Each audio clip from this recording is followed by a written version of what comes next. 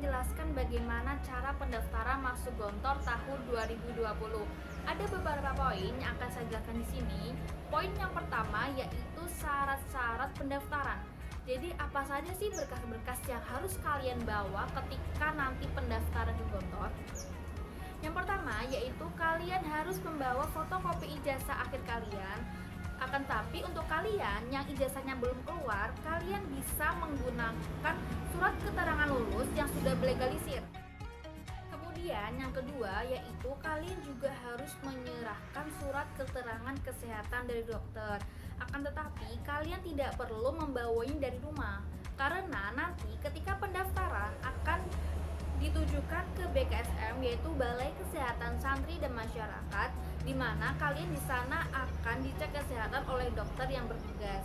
Kemudian yang ketiga yaitu kalian juga harus menyerahkan pas foto berwarna. Akan tetapi putra dan putri ini berbeda ya teman, di mana putra harus menyerahkan pas foto berwarna dengan latar belakang warna merah dengan ukuran 4x6 sebanyak 4 lembar dan 3x4 sebanyak 2 lembar.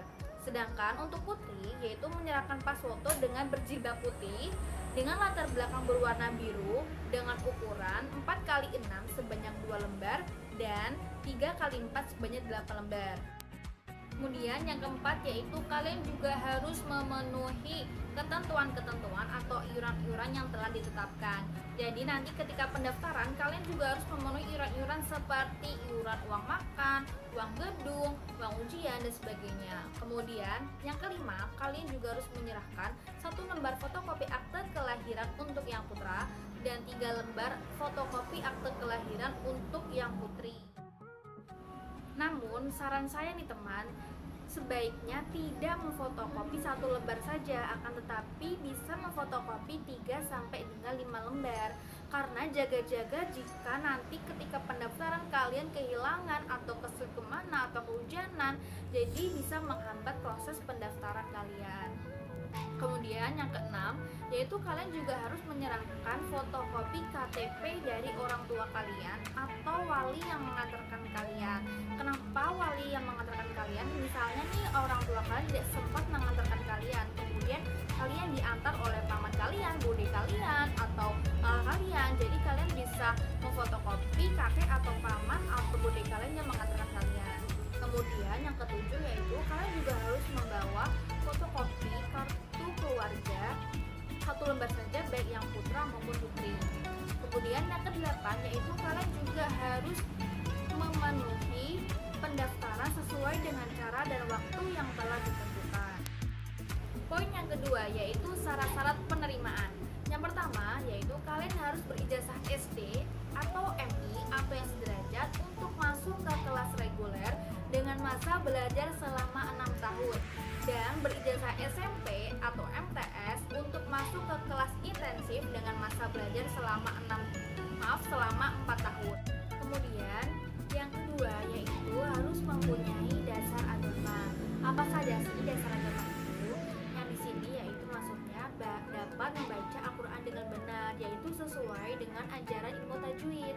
Kemudian kalian juga harus dapat melaksanakan ibadah sehari-hari dengan benar. Yang terakhir yaitu kalian dapat menulis dan membaca bahasa Arab dengan lancar. Bagi teman-teman yang belum bisa membaca atau menulis bahasa Arab dengan lancar, jangan khawatir, karena kalian nanti setelah daftar di sana kalian akan diajarkan oleh ustadzah di sana bagaimana cara menulis dan membaca bahasa Arab dengan baik. Nah, kemudian yang ketiga yaitu yang pastinya kalian harus lulus ujian masuk Gontor. Nah, yang